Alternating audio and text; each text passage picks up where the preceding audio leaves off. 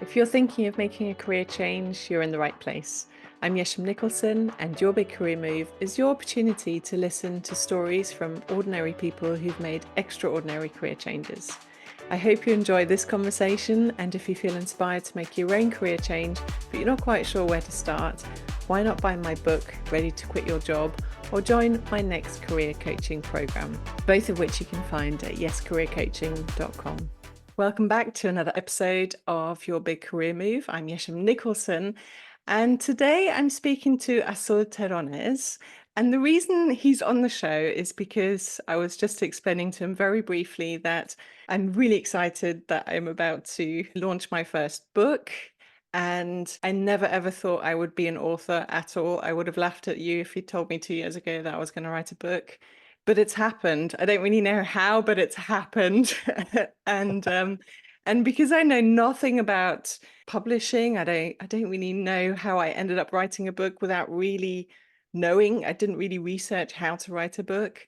But I thought I'd better find out a little bit about, what the process is from now on. And so I started to look for podcasts where I could find out more about being an author and publishing and so on.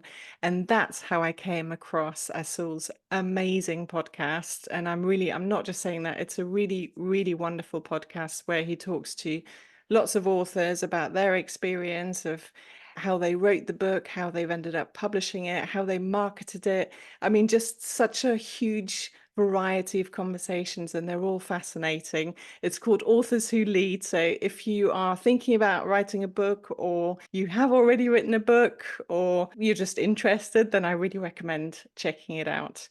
But I'll stop talking now. So thank you so much for joining me today. And can we delve straight into what you were doing before your big career move?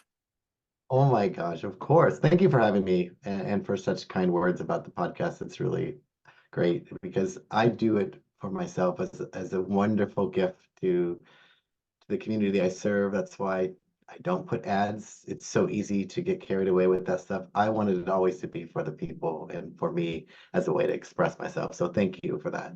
Yeah, I spent 25 years in education and was a teacher for many years in Los Angeles and became a principal at a pretty young age. I think I was barely 30 when I became principal. Um, and I was pretty settled. I was on the track to be superintendent. I was doing all the things. I was a professor at a college as a founding member of that university for 8 years. It wasn't what I was expecting to leave when you're only 10 years from retirement to jump ship. Um, can I tell you what it was specifically? There was a lot of things. There was the inkling, I think there's something more here. I wonder what I would do if I wasn't doing this. Is this where I'm supposed to be? All those questions you get when you're sitting having your lunch by yourself in that 30 minutes you get as a teacher. It wasn't because of the children. I loved them. They were the ones that kept me there. It was the system, the bureaucracy of being a principal, being a teacher. Those things were challenging. But it was when I was a teacher that one of my students challenged me, probably inadvertently, not knowing they were challenging me, because I started my publishing career with students in 2006 when Amazon allowed for this really simple program for Kindle Direct Publishing that you could actually publish your work on Amazon, which was incredibly new. Yeah. And I thought, why don't I get every one of my eighth grade students become published authors? Because I had left being a principal to go back to the classroom multiple times. And every time I went back in the classroom, somebody would reach out and say, hey, look, would you consider coming out of retirement to come back to the principalship? And I would go back to the classroom. So this is like the third time back in the classrooms when I was publishing with students. And which is incredible. When you're 13, you have a book published. It's incredible, right? It changes your It's really perspective of cool. what's Yeah. possible, right? But we were doing a book fair, kind of the one you would expect where you put out books and you read a few and you pick a few. Well, but they were all the students' work was out for display, and other classrooms were coming to read the books of our students, which is great. But like I said, this naive student said, hey, Mr. Terronez, where is your book? I want to put it out so everyone can read it. And I thought, oh my gosh, can I lie to this kid? Can I tell him it's all about you? It's not about me. But the truth was, I didn't have one. So I said, I don't have one. And they said, well, why don't you have one? And I thought again, another opportunity to tell a white lie or just push forward. And I said, I honestly I'm afraid I don't have anything to say. And they said, in that moment, they looked at me and said, look, you tell us not to be afraid, that what you write is good enough. So you should write your book. And they walked off. And they left me a little stunned because I wasn't expecting that conversation to challenge me so much. But the truth was, I had secretly been trying to write a book for 24 years when the very first year I started teaching. But for some reason, I never could get it out of me. I kept stumbling, and it just, I bought a new journal, a different pen, a different program, went to another workshop, attended another seminar. I had all the information. I was obviously publishing my own students, but I realized I had a block within me that I just didn't feel like I could let go of. And that student somehow released it from me. Because what happened was I wrote a book about that you don't need to go to school to do what you love. And that was called The Art of Apprenticeship. And the reason I was having resistance because I was in a school talking about you don't need to be here to do what you love. And I knew it was time to go at that point. So I think the block the whole time was there was resistance to if I do this, it might mean I'm leaving. So I think my subconscious didn't want me to go yet. So I tell people it took me 24 years and 30 days to write that first book, 24 years to hem and haw and stop and start, not finish, start a new one. And then after that conversation released so much of me that I wrote the first book in 30 days. And so that shifted everything for me. So that's the leap that I made. And I know that there's so much more to this story as well, because actually your career has been a very, very rich experience, hasn't it? You've taken lots of different turns along the way, and I'm really excited to explore those with you, if that's Yeah, of okay, because I think it's course. going to be really interesting for my listeners. Before we start talking more about your career shift, or perhaps it's part of the story actually, I think I heard you say somewhere that you're not a fan of education. Yes, that's a really hard thing pill to swallow. I think I'm a fan of teachers. I'm a fan of students. I'm not a fan of the institution. And the reason it was causing a dissonance is no matter how much I would change, the the institution wouldn't. So I found that it was much easier to poke the box when you're not inside of it. If you're poking the people in the box who are trying to do their best, it just causes irritation. Yeah. But once I left, I had a vision to live my life abroad and travel the world and work from anywhere. But as a teacher, that just seemed that is an impossibility. But once I put that intention, I'm going to change. I'm going to write this book and things will change. And it wasn't because I sold a bazillion copies that it changes. My perspective changed. Right after I launched the book, I got reached out to by a, a principal, a leader in another country in Shanghai and said, hey, we're looking for a coach just like you. We'll pay you to come here.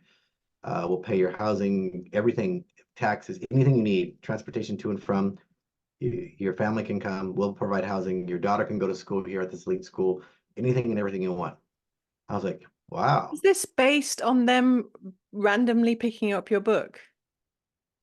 It's based on them randomly finding me. They didn't even know I had a book until Oh, afterwards. So it was sort of like the shift that I was making was starting to attract all these incredible things because I didn't apply for this job. They reached out to me. I hadn't applied for a job for 20 years. Everyone had always reached out, hey, come to the schoolhouse. So it wasn't odd to me. I just asked my family, look, should we take this leap? This is a crazy, we've never been to Shanghai. Could we do it? Our daughter was a senior in high school. So if you have children, you move your kids around, you're asking for trouble. So so it's her how old was senior she year. at that point? She was 16 and she was a senior. Well, she was a junior becoming a senior. And I asked her, do you want to go? Because if you say no, I'll wait a year and I'll tell them defer it or whatever. If they won't, that's okay. She's like, I could get over this drama here at school and all the like, yes, I'll go. So she agreed. So my husband agreed, everyone agreed, and our other child, our son, was going to college, so they were already going to leave the house. So I went and I told them if I come, I want to be able to start my podcast.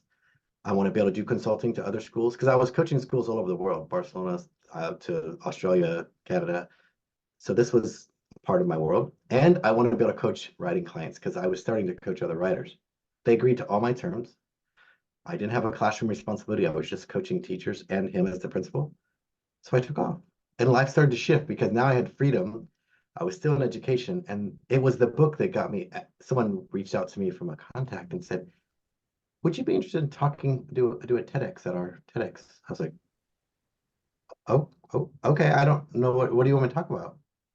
I said, what's your book about? And I told them and how that story of that young student, they're like, yeah, come talk about whatever you want. You're in. I was like, okay. And we'll fly you here and we'll put you up and everything will be taken care of. Because I was in Shanghai. I was like, remember, I'm in China. They're like, yeah, it's in the Dominican Republic in the Caribbean, but we'll fly you here. Don't worry. Okay. Wow. But the intention to shift your career always feels so scary before you do it. Always feels terrifying. I was terrified. What is this old dude, 25 years, gonna do to put his kids through college? Like I When don't you say have a old, potential. how old were you when you made the shift? I was 46, 47, maybe. So less of the old, if you don't mind. I'm 46. Okay, I'll be 55 this year. When you get the retirement, villas coming in your mail, you think, oh, I guess I made it. Um, but this whole idea of starting in the middle of your life, like starting over, when I don't know what I'm doing, I know nothing about online entrepreneurship. I don't know how this will work. And again, it was my children that told me, my own children said, look, you sacrificed everything to make sure we had what we needed as we're young. It's your turn. And no, I didn't have any excuses anymore because they were letting me off the hook. But man, talk about terror and fear. But the way I look at it now, like when your kids are young, you start thinking, how many summers do I have with these children? Do I have 6? Do I have 8? Do I have 5? You start going, oh my gosh, it went so fast. Yeah. Well, when they left, I started asking questions that are different. Like, I have 15 summers until I'm 70. Huh. What am I going to do with my life between now and then? So I shift my perspective that this is about me. What will I do with this beautiful life I have left? So I made lots of changes, but the miracles had just kept popping up when I made the choice for myself. But boy, it was terrifying. What was the bit that was scariest for you? That maybe I would never be good at anything else but what I was good at. Like Gay Hendricks, which is one of the reasons I started my podcast, was the author of this book, The Big Leap. In his book, he talks about like we have things that we're really good at, things that we shouldn't be doing. Like I shouldn't be my own secretary. I'm terrible at the organizational things or administrative. And there's things we're excellent at. I probably was an excellent principal. I did very well, but it wasn't my love. That's the zone of genius. My zone of genius is working with creative people to help bring about their messages and see the beauty in their life. But that's not valued in the work I was doing. It doesn't sound it sounds very ethereal and not very Yeah. important. But I found that people who are in positions of writing a book and building something big from their ideas need a lot of nurturing and care. So I was scared that it wouldn't translate being excellent at something, wouldn't be as worthwhile and fruitful as being in my zone of genius because it was fun, it was effortless, it didn't feel like work. So I was afraid that maybe this is just a game. It wasn't really gonna be like this was almost 10 years ago. So for part of me is like, huh, it's still working. It's amazing. And isn't that the best feeling to get paid for what feels like just a fun thing to do? Absolutely. Pretty It cool. feels good. Yes, I agree. When you started this sort of transition, this career transition, did you have a very clear picture of where you were going to be, where you are now? Or has it just sort of evolved over time? Great question. I didn't have a vision. I had a feeling that I was looking for. So before I left my job, so this was probably 2012, my partner and I sat down and we said, he was working in hospitals, very restrictive, this is what it is, and schools, two very, very old professions, very set in their ways. So we did an ideal day exercise where he wrote down everything he wished his day looked like. And I did for mine, like from the moment we woke up to the moment we went to bed. And then we sat together and compared them. And none of the things, for the most part, were things that actually were in our life. Our ideal day, like my ideal day was I wake up when I want. I don't want an alarm to force me out of bed. If I want to sleep in, I sleep in. If I want to get up early, I get up early. That seemed like a ridiculous notion for a teacher or a person that worked at a hospital. And also And a then you're parent, right? Because a that's parent really what even. stops me from getting up when I want to say I've got to get the kids out There's the lunches, they got to house. get to school, right?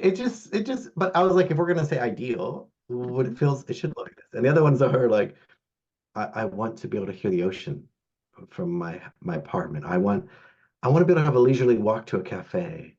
I envision cobblestone roads and like meeting friends and writing a little bit, and then, maybe taking a nap and then working some more, and then going for a serve or walk, and then coming back and work. Like it was so spacious and making a good meal.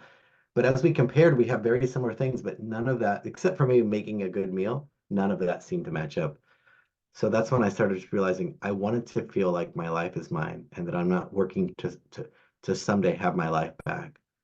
But that feeling wasn't there.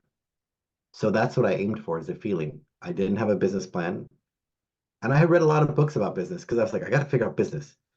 Online books from like 4 Hour Work Week to Good to Great to all these different books. And I think the book that really struck me was The $100 Startup by Chris Guillebeau. He's like, people spend too much time thinking about what business is. No one really knows. Just, if you can't start with $100 or like, try it out. And I did. I tried a bunch of things.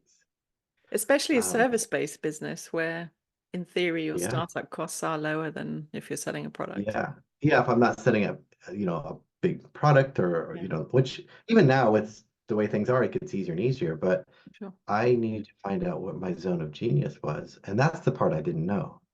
What am I good at if I'm not teaching or being a principal or lecturing somewhere? What am I, what's the gift that I have? And that took a while of introspection. And And so, I think you're right. I think for a lot of people, I coach people, and this is one of the areas that we look at. And I think over time we do forget all the things that we're good at because we've gone down one path, which may or may not have been the right path for us. But I think a lot of people, it's a cliche for a reason. We get to middle age and we go, hang on a tick, where have I ended up? Is this where I wanted to be? And often the answer is no. But then it's like, because I don't know if you're familiar with Ken Robinson. He talks oh about yeah, how, I mean, I adore the man. Obviously, he's passed away now, but he oh yeah, he talks about how schools do take that creativity out of us. And well, you're not good at maths, so you must learn your times table and you must learn maths until you can do it.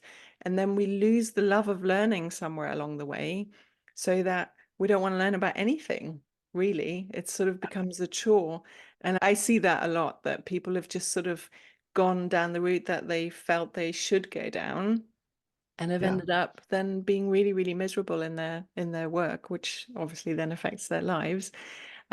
So I'm really curious to hear from you how you then rediscovered yourself and rediscovered what you're really good at and what Yeah. lights you Thank- up. Thanks for asking that. I showed that Ken Robinson TEDx to more people than I can count because I Me wanted them to too. understand I'm schools are guilty killing of sending it creativity. to so many people. So many people. I admire him and adore him even from beyond because his vision of simplicity around schools was what I was saying. It's like, you guys, like, it's so obvious what needs to change. Why aren't we changing it? Yeah, Um, and the reason perhaps I became a teacher not because that was my ambition. I don't have any degrees in education necessarily. I have all the certificates, but I didn't intend to be a teacher. Um, I'm severely dyslexic and still couldn't read at third grade and struggled through school. And I went to UCLA, which is a fairly prestigious school in the U.S., but I was surprised that I got in one. But what I failed freshman English at UCLA, my writing was always really difficult for me. So everything in my heart wanted to be a storyteller and a writer, but nothing in the outside of me was having any evidence that I would be good at that. So so if the somebody missing, told you back then, I mean, did you know that you had dyslexia? Was that even a thing back oh, then? You were just oh, it bad wasn't at reading and until writing. you're just not a good student, basically how it Yeah, felt. I okay. I was a senior in college when a professor, I audited a course on education because, you get to take these general ed classes. And it was a very broad thing. He mentioned something called dyslexia that he has, and I have never heard that word, and I wasn't sure what it was. And he started talking about it and gave us some literature about it. He said, he was talking about it, and I was like, oh my gosh, this explains so much about my life. Um, he's like, yeah, words move. I go, yes, words move. My words disappear. Sometimes I can read and the whole words will disappear. I'm like, I don't know where they go. I don't know why my eyes do that, or I can't tell you. So the thing that was so painful I became an English teacher, which is ironic, right? It just happened to be the role that I was in between jobs. I worked in Hollywood, and the job I was filming on Universal Studios ended, and I was looking for another one, and that wasn't anything. It was just after the writer strikes had ended, so productions were slow. So I went to the job board and found teacher needed. I was like, I've taught theater. I could probably do that, I guess. I need a job. I'm 24 years old. English teacher. I was like, oh, gosh. Sixth grade, I'm like, maybe I can fake sixth grade. I know what I'm doing. But how I found out what I was good at was is actually when I started to lean into this feeling of being dyslexic. The gift I have and why people come for me to help them pull out their book out of them is not because of words, because I can see messages. Because all my peers were focusing on all the words and nuance of vocabulary and texture, grammar, and I was looking for the message. And so the superpower I have is I see people's messages before they do and before they even notice. They think that their messages are contained in words. And I said, no, the messages come from within you. They're not about the words. Your words are trying to capture them and put them on the page and hold them there present for the other person to see them. But it's just a reflection of you. It's not you. It's not the thing. So once I started to realize that I could be really powerful in my ability to contribute to lectures and conversations in graduate school, when I started was getting my master's degree, I realized I have an insane gift that everyone else doesn't have. It's seeing things beyond words. So that's when I realized that there's something I just didn't know how to apply that in a school setting. Yeah. School's so traditional. But as I started to coach people, they're like, you have a knack for figuring out what I'm trying to say. How does that possible? I'm like, because I'm paying attention to something that you're not. What is So it? What is it that gives you that ability to do that, do you think? I think because people are thinking that the way we communicate makes sense, that it should make sense. And when people are not in their mind thinking, over processing what they're trying to say, and they focus on just what they have in their mind or heart that just comes out, I capture those things. I say, wait, did you say this? They're like, did I? I don't think so. I was like, yeah, you said this. Let me just, they're like, I said that. And sometimes they try to credit me with things. I said, you said this. They're like, I didn't say that. I was like, no, you did. I did. Wow. I'm like, yeah, that's what I thought. Wow. So my job is to pay attention to the nuance of the not what they're saying, but the what they were trying to say with it. Like they're trying to put these words together and they're a little off a little bit, but they're the right thing. So I think that's it. The attention to smaller details that they're not looking for that are just under the surface of what they're saying. It's not what they're saying. It's like just beneath that. Sort of like I did a TED talk as well. I said the kids don't communicate to us the way we communicate to them. They say things that don't mean what they're saying. When they say I'm fine, you better look underneath the hood what that means Yeah. because they're saying that word, but they're meaning something else. So are adults. We just think we're above that thinking, and really their subconscious is communicating through subtleties, which is what I was always looking for in a text. That I couldn't, words weren't the thing. It's the subtleties beneath them. Who knew that was going to be a superpower? It was actually a painful process of my life trying to figure out what to do in situations where academics were involved because it was always very difficult for me to play by the rules. So that's why I just started creating my own rules. And ironically, though, if you asked me to read aloud, I'd sound like a fourth grader. As I can speed read, I can read a book in an hour or two because I can speed read because I retrained my brain. And yeah, it's so ironic. I wish I would have learned that when I was a kid because it would have Yeah. been so useful. That would have been a really great skill to have as a kid, wouldn't it? You would have flown Yeah, through school. I would have not struggled as much, but I didn't know. I didn't understand how the brain worked back then. Is there a level of intuition that you're using in your work? Hmm. Yeah. Yeah. And It's would people you, yeah, quite carry come, on. well, like where does it come from? This intuition. I said we all have it. To the level of degree we're able to trust it, it becomes louder. Um, so I try to sit in stillness more often than I'm comfortable with because it's in that quiet, still moments where intuition kind of activates. It's sort of like the sense, it's a sixth sense that we have as humans is our intuition, but we kind of school it out of people. I mean, to your point, Ken Robinson's, we school out a lot of things, creativity, but also we school out intuition, which is to trust yourself. Because there's like, no, up here first. I'm like, but I think we have a deeper instinct than that. And most of us have shut it down. So yeah, I do believe there's an intuition to it.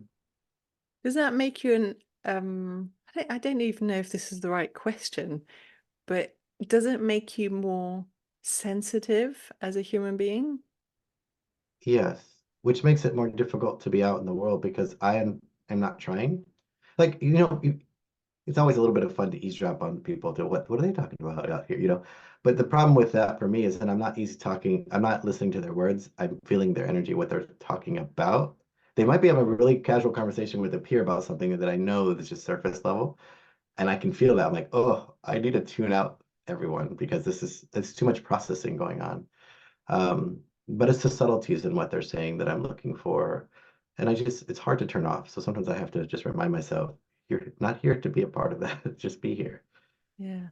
No, that makes sense. With because obviously you mentioned your partner. Is he your husband or Yes. yeah. Yeah. Um what was what was his role in your journey? Because it sounds like he had his own career change as well. How is it? Yeah. Oh, Because obviously when one person's going through a career change, that can tip the dynamics, it can cause a lot of stress. If there are two of you in the relationship making a career oh, change, how does that play out?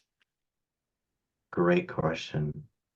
Well, because he worked at opening a brand new hospital, like for 4 years, I rarely saw him. He would go early morning before the sun rose and come home at night after 8. And so it was this grueling experience for him.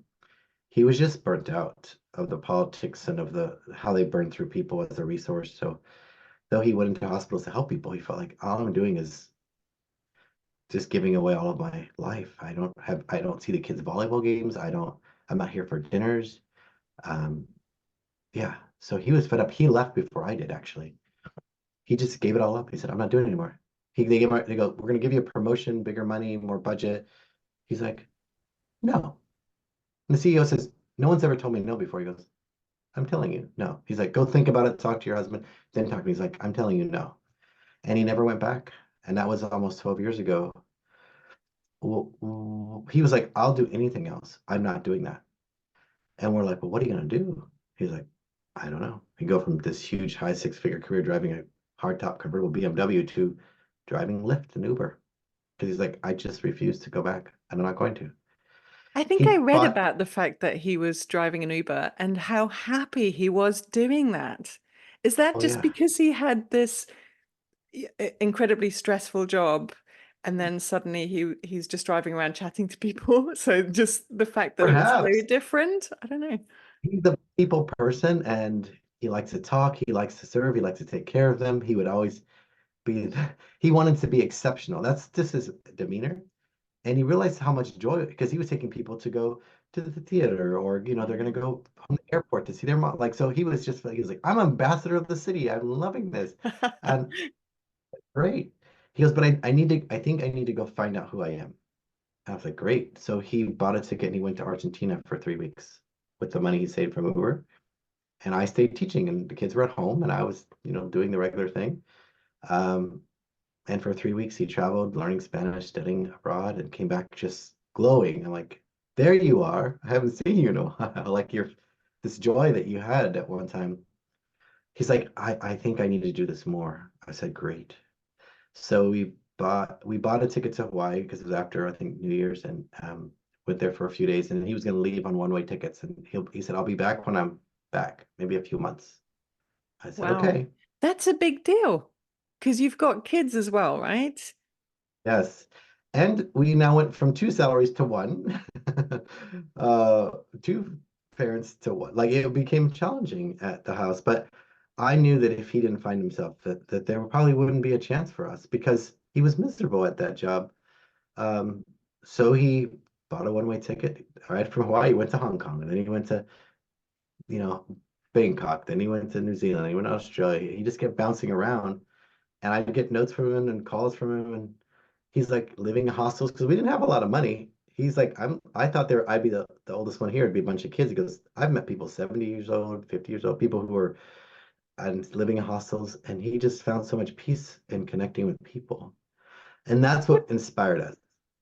what do you think it is about traveling? You know, people often say, I'm going to go traveling and I'm going to find myself. And we've got the lovely Eat, Pray, Love story. And I what is it about traveling, do you think, that helps people find themselves a little bit or a lot? I think it I think it's about traveling alone. I don't think it's about traveling at all to some foreign place. It's the fact that I don't think he ever been alone with himself without any responsibilities to other people, a work, a job, a spouse, a parent, and just being solo. I think it would have been a different experience had we gone together. And a lot of people, even my peers, weren't so as supportive. They're like, I would never let my spouse do that. I'm like, I'm happy that he's finding joy in life again, because that's the feeling I wanted in that ideal day, is that we woke up with joy and he didn't have it. So this was one of the feelings that we were looking for, joy for the he didn't have a lot of money because we gave up that stuff. So he was living on very little money, staying in hostels, not fancy accommodations. He was meeting people from all over, made friends, something he hadn't done in a long time. So I think that's it, the solo connection to who am I if I'm not all attached to my job, my role as a parent, my whatever. So I think the hard part was me trusting that this was good and that him leaving his job, I let him, even though I was like, how are we gonna pay for this? I don't have no idea how this is all gonna work. His willingness to take a risk, to do whatever. He's like, I'll do whatever, I don't care. I'm like, are you really? And he has proven that time and time again. It's not about that. The hardest part was when we started building this business. Remember, I was coaching people during the transition period.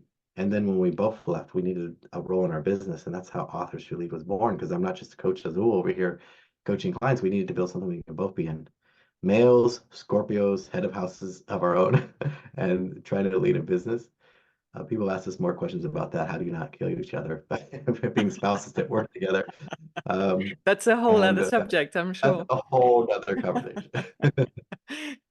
Was there, really honestly, Azul, was there ever a part of you that felt resentful that he was off having a nice time finding himself while you were, Hmm. in inverted commas, stuck at home with the kids, with the job? I'll I never never, tell him. This can be our secret. He'll yeah, never know. no, I actually never did. Otherwise, I wouldn't have let him go. I don't. If I were already in a place of resentment, where like you, like even when he was working those long hours, you don't ever help with the laundry. You're not home for dinners. I take the kids out. Like if I already had resentment, yeah, I think it would have been painful. Yeah. But we had made a resolution that would be fine. That's a fine thing. And I think a lot of people, there's like unspoken expectations and needs not met already. So if that was added to it, that would be the last straw. But for me, it was like the joy in his voice when he would call. I was like, there's the person I fell in love with. You seem like yourself again. You're so like you'll tell me about the long walk he had, or this beautiful conversation he had with this person, or like this generosity he found in humans, or how he lost his bus ticket and had to hitch a ride. Like just he could hear the adventure was stored back in his life, and that would make me feel like inspired and want to study more and want to like I spent my evenings learning about writing books and like I was doing my own thing that if he was there I would feel more obliged to sit on the couch because he had a long day and sit with him. I had some alone time that I hadn't had either, which is when the kids were doing homework and dinner was done and dishes, I would sit and study about entrepreneurship. And so I was getting my own fuel, but because I'm an introvert, that was my fuel to be alone and do that. For Yeah. him as extrovert, it was like this helps me feel alive. So for me, it worked. I don't know if for everyone. And people say, "Wow, I think I'd really struggle because I want to do." I go, if I asked, "Hey, I need to do this for me," he would gladly. I would be the one going. But it doesn't make it easy. The part that wasn't easy was his how miserable he was before he left. In fact, when he went to Argentina, so he went for 3 weeks to see if this was going to help. And I thought, well, you think he's going to come back and say, "This family life isn't for me. I'm gone." Because I don't know. I'm trying to be open-minded. Like if I was one of the reasons he wasn't happy, I'd hate for that to be another 20 years before he said something. Sure. That wasn't the case. But if he came back and was like, "I'm just excited about life now," I would be happy. I didn't know he was going to say I need to go travel 2 or 3 more months, but the day he came back was Christmas Eve. He left the day after Thanksgiving, came back Christmas Eve, and I proposed to him on Christmas Eve when he came back. Because I figured if he comes back, it's a good sign. So There's a song, we had isn't been, there? If you love someone, set them free. I think it's Sting. There you go. There was a so we message had been to you. together for 8 years before then. So it wasn't that. It was just it was just like, I think this is the right sign that we're staying, like this is going to work out. So I think it was a test of time that allowed us to experience that. So I know that wouldn't be for everyone, and I wouldn't expect that, but leading an entrepreneurial life together is much more of a heroic journey than any of that ever was. Yeah, how fun. So actually, I don't know if we properly explored how you carved out this career for yourself. Yeah. So when I wrote that book in 30 days, I thought I should sign up for something like entrepreneurial wise, like figure this out. My book was about, finding a mentor through a service. That's what apprenticeship is, right? Hmm. It's a lot of things. So I talked about how the great ways you can be of service to somebody you care about and believe in and want to learn from without saying, will you be my mentor? Which feels like very much I'm here to take from you. So I had a mentor that I really admired. His name was Pat Flynn. He runs a blog and podcast called Smart Passive Income. And he was hosting a one-day business event in San Diego where I lived, which I thought, that's cool. I would love to go. And he said, 20 spots. I'm only posting here on social media. When they're gone, they're gone. So I got the credit card. Remember, we didn't have a lot of money. I maxed out the credit card to go to this one-day event, and I had to get a substitute for my classroom. So what are you doing? I'm like, I don't really know, but I need to do this. So I did it. And I didn't read the details because, again, I was in schools. I wasn't in this online world. The first intake questions were, so how big's your email list? What's your offer? What's your ladder, your ascension model for your, I was like, oh my gosh, they're speaking a foreign language. I don't, it wasn't what's your business idea. I didn't even have a business idea. So I didn't realize I was not at the right event. Like I found out later that there were 6 and 7 figure entrepreneurs coming to this event. And here's this teacher who had no business idea, let alone some sort of plan. That motivated me even more to finish that book. On the day before that event, I've sent the book off to the editor, and I went to that event saying, I don't have a business, because you put you in a hot seat and they say 15 minutes will help you talk. I just shared the notion of the book and why I was there and that I wrote this book in 30 days, and I'm here to find out what's for me. From that event alone, the person I was trying to impress and get the attention of and learn from was Pat Flynn. He became one of my first clients, and we wrote the book together, Will It Fly? Because he asked me, hey, would you help me write a book? You said you wrote a book 30 days. Would you help me? So I helped him write that first book, and he became a Wall Street Journal USA Today bestselling author. And other people at the event, because remember, these are all 6 and 7 figure business owners. I got 2 or 3 more clients from those events, Unreal. and I didn't have a plan. I didn't know that was a problem. I knew it was my problem. I just didn't know it would be a problem that would be worth solving for other people. So yeah, and from that point on, I just had referrals for 2 years. I never even had a website, nothing. Yeah, it wasn't a planful thing. It's funny, isn't it? Because it sounds really cheesy and it sounds really like new agey, airy fairy. But I genuinely do believe that when you're on the right path, things just fall into place, don't they? Things just happen. Opportunities just seem to appear. The right people are suddenly on your radar, and it's just like things slot into place. And I still like, I've experienced it so many times, and I still find it like, this is unbelievable. But you're describing exactly that you sort of knew which direction you wanted to go in and what skills you wanted to use and what excited you. And then things just, it sounds like, I mean, please correct me if I'm wrong, but it sounds like things just started to appear. Yeah. That's right. And I know people listening to this go, oh gosh, that is whatever. That doesn't work. I was like, I have the privilege of not only coaching authors, I coach a lot of creatives in general, actors, comedians, people who you don't think need coaches. Like you think of an acting coach, but I don't coach their acting. I coach their presence. I coach Yeah. who they are. And one of the things I tell a lot of my actors when they're going to auditions, I said, when you go in that room, everyone looks like you. They're all your same height, size, gender, usually ethnicity.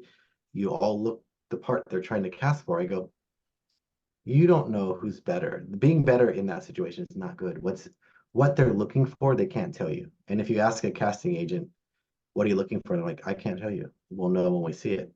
What they're looking for is you to be present in that moment, to be yourself, to be uniquely you, not a well-rehearsed actor, be you. And I think that's what I was doing when I finally said, yes, I'm writing my book because I'm being me. I'm doing it finally. I'm not doing what I'm excellent at. I'm doing what thrills me, what lights me up, what gives me the sense of purpose in my being. And I didn't care if it was going to make a lot of money. I didn't care. That book wasn't for anyone. That book was for me. How do I get a mentor without going back to school? Is what the whole book's about. And taking that book and sharing it for the person I ideally wanted to be my mentor. And I was just got off a call with Pat today. He's been my mentor for almost a decade. Wow. Magic. I can't tell you how it works. I just know that most people disregard the power of trusting their desires and wants, and they relegate it to their job, their situation. And man, it's done. I can't believe it sometimes. Like how mad. The same thing with I never. People ask me how do you apply for a TED Talk. I go, I can teach you, but I never applied for one. Let's be clear. They're like, well, I want to do what you did and get invited. I go, okay, well, that's a different thing. Um, and then they ask me, well, how did you get so many views? I go, I followed what they said. I followed my mentors. Who are they? Brene Brown and Sir Ken Robinson. Those are the two TED Talks I find and listen to over and over again. And they're authentic, they're true, and they're honest. They're not well rehearsed. It's not perfect. They don't have slides, or if they do, they doesn't matter. So that's what I did. It's really simple. It's ideas worth spreading. And everyone gets caught up in all the hype of what people say they should do versus just being themselves. Yeah. And man, I can't tell you how much that served me over the years. Yeah. I mean, it's had a ridiculous number of views now, hasn't it, that TED Talk? It's the gift that Yeah. keeps on giving. I had one of my clients today who published a book. She happens to be in Pakistan. She's a big leader in parenting there. And she said, I was just at a teaching conference and I shared your TED Talk. I can't believe you're my coach. But that's how she found me as her book coach was she was sharing my TED Talk and searched me to find out if I could come speak at her conference and realized I'm not a speaker, I'm a coach. Was she called Mariam? Yeah, You, Miriam. you interviewed her recently? Yeah, that's right. Yeah, she had a great story to tell. Yeah, oh my gosh. Yeah. Well, I you all know your what? authors do, but yeah. I made an intention years ago, like I only want to tell stories of people whose lives or their message changes the world. And if they don't believe that, I don't think we're a fit. And it's not what I believe. I need them to believe it Yeah. so that they can do the work outside of the book. And so I attract all these beautiful human beings, which is incredible. Yeah. It really is. And actually, I feel the same about my podcast. I was telling a friend just the other day that, I mean, obviously, I love having the conversation with people, but the thing I love most is that it does seem to attract just, I don't know, the best people. I really, it's very rare that I interview somebody that I don't like, and it makes all the difference. Like a Yeah. lot of them have become friends, and I don't know, it's really nice. You connect on a totally different level because you're not talking fluffy stuff. You're going straight into Oh, the deep you stuff. dive in. Yeah, no, I appreciated Yeah. that about you. And even the questions you've asked today. I've started the podcast selfishly because I want to interview really cool Yeah. people that otherwise wouldn't say yes. Exactly the same. Uh, I had the creator of the game board game Pictionary on my show once Yes. because he was writing a book. Yeah. And Yeah. ironically, he at the end of the show asked me, "Would you coach me?" And I was like, "What?" He's like, "I need to market my book. I need help. Would you coach me?" I was like, "Absolutely." But we've since become friends, and I was like, "This is the weirdest, bizarrest thing from a podcast and a microphone." And I was like, "Incredible!" But I've had these beautiful experiences like that time and time again, where it's just incredible. Yeah. I don't try to explain it, and I certainly don't try to teach it. I just try to say, the more you're you, the more this magic within you occurs. That's all Yeah. I can tell people. I love that. What do you love most about what you do now? I think I love most is helping people shift and transform their own perspective. Rather than thinking that the book is for other people, I help them to show them how come the book is for them and what they're there to learn. And that's so rewarding because I've had people shift their entire lives because of the book they're writing with either in their business or in their life. And that is probably the most extraordinary part. And I know that it will impact the people who are reading it because it impacted the one person who needed to impact the most, the person writing it. Yeah. What's your definition of success, and has it changed over the years? That you get to live out your ideal day every day. And that when you stop to ask yourself, if this was my last day on earth, is this what I would be doing with my day? And if it isn't, please do that instead. Yeah. Oh, we all have rubbish days, right? But I think if most of your days are playing out how you would like them to, that's pretty awesome, isn't it?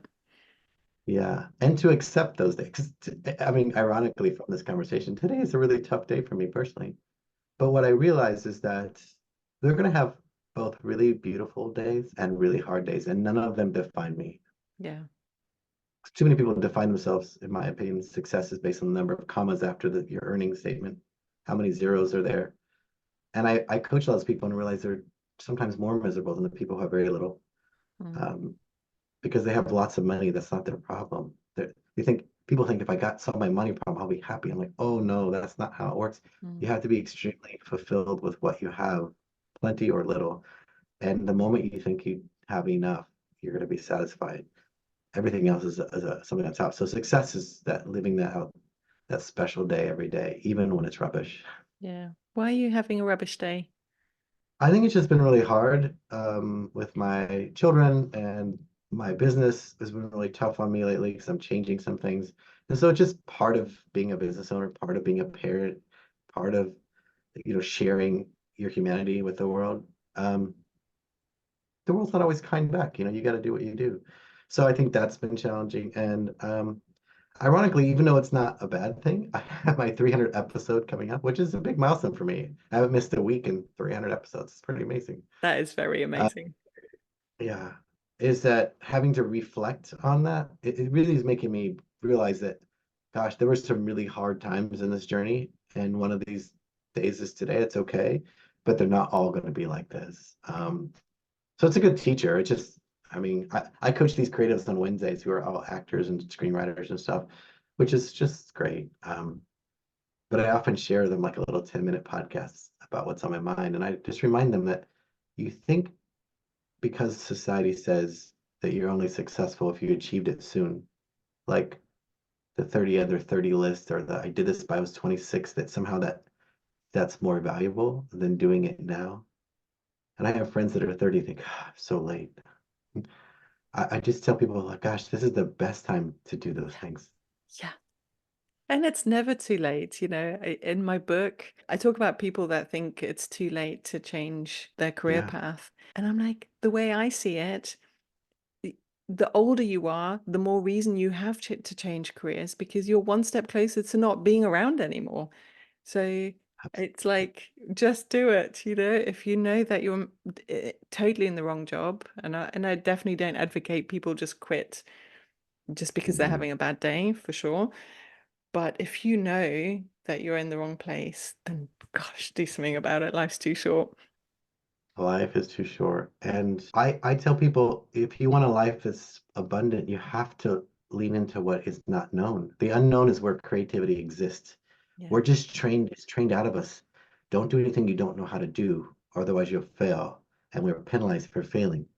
yeah, My thing is the only thing that's new and exciting is in the unknown. And yes, it's more secure to be here, but you can be secure and happy or be in the unknown and have the same joys and ups and downs, but you're in charge. So um, one of my authors didn't start writing till she was 58 and a half, which she keeps telling me a half. I was like, she goes, when you're over 55, you say half. I it said, matters. okay. I made it to this. But she was a corporate lawyer. Her name is Barbara Hinsky, and she was writing on the side, publishing books, actually doing very well, but still afraid. A corporate lawyer career to replace your income, you're talking about 5 figures a month to replace. She's terrified she couldn't do it, but she had evidence she was doing it. She was on the path to actually do that. She thought, well, I'll just wait till I retire to do this. I don't want to be unsafe. And I asked her, how many ideal days are you willing to give up? That's what you should be asking yourself. She's like, oh my gosh. Because her ideal day was beautiful, full of writing, giving, contributing to the world, volunteering. She did leave. She gave her notice 3 years earlier than she thought. Her book the following year, she wrote a book that became a Hallmark movie. They made it into a movie, and they just finished making her next book into a movie. But if she would have waited those 3 more years, maybe that opportunity would have drifted away. Totally. She needs to come on this show. I'd love to interview her. She sounds Oh, I'm fascinating. sure. Yeah, we'll reach out. I'll let you know. Her name is Barbara Hinsky. She's fantastic. Yeah, I'll look her up. This is a really selfish question. For somebody that's just about to publish their first book, what's your, Yeah. maybe I'm asking you the impossible, Uh, but what's your top tip? What's the best advice you could give somebody in that situation? Start marketing before you're ready. Most people wait till the book's launched because they don't want to talk about the book until it's ready. Start talking about it sooner than you're ready. You're going to be more, people are more interested in your process of how your book came to be, why you decided to write it than you think. Um, the book isn't the assets that's valuable, it's you. So most of the time, authors burn out talking about their book. So they just they think the audience is tired of them hearing about it. And the truth is, they barely noticed you had a book. Yeah, So you have to build stamina. It's not a launch like a course. It's like birthing a baby. You can't just be happy to celebrate the 1 year birthday. You have to celebrate again and again and nurture it in multiple ways as it matures. So give yourself a long runway, be patient with yourself, and focus on the things that matter, which are reviews and sharing what the book's for and who is it for. So I created this calendar because my clients ask me this all the time. It's 365 days of like how to manage their like social email launches. How do I post a video? What's the call to action? What do I do if I make a video? And I think most people don't, they run out of ideas. So stamina and realize the audience is not tired of it. You are, because you've been working on this for a year or two and you're tired of talking about it already. So you have to kind of give yourself enough energy to keep talking about a topic that you know so well that you're probably tired and want to move on from, but your audience is not tired yet. They haven't even barely heard of you, even though yeah, you think they have. yeah. That's so true, isn't it? That you can say things 100 times and it just doesn't go in for other people. I I'm surprised at the number of people on my email list that still don't listen to my podcast, or the number of people who don't know I have one. I'm like, I swear I'm talking about this all the time for the last 6 years. Yeah, How's it? yeah, Because they're not tired of it, or they didn't yeah, notice I totally. am the one that's tired of it. So I think that's the thing I would encourage you to do is talk about all the adjacent things that are about a book, and that will give you more topics to talk about so you don't burn out. And that's the thing I encourage authors: be patient and play the long game, don't play the short one. This is really great advice. And the tool that you just mentioned, the 365 ideas, um, it's on your website and I Yeah. downloaded it and it's fabulous. Do you want to just mention your website so people know where to Yeah. go? Yeah, it's authorswhoload.com. And it's one of the things you can get if you opt in, you get that. It's a useful tool that my clients ask for years and years, and it just takes a long time to build 365 things to do. And then not only that, what do I do when they engage? Like what's the call to action? How do I not say buy my book, buy my book? Like there's lots of things you can say. So that tool is there, and also my podcast. You can find all the backlist of all the episodes in the very beginning there. And yeah, and please, and if you ever need anything, just reach out. I'm the one that answers my DMs and my Instagram and stuff. So please, I'm always available. My job is to serve. It's a real person at the end of it. How Yeah, novel. all right. It's been just such a pleasure to speak to you. Yeah, I had high expectations of this interview, and it's safe to say that every expectation I had was met. And I really appreciate your time. Thank you so very, very much for taking the time out of your busy schedule. And well, hopefully I'll be able to write to you soon with news of my, my bestseller. It's obviously going to be a bestseller. And please reach out so we can have you on the podcast. It's my open invitation. Oh, that would be absolutely amazing. I'd be absolutely delighted. Wonderful. Thank you so much. Thank you.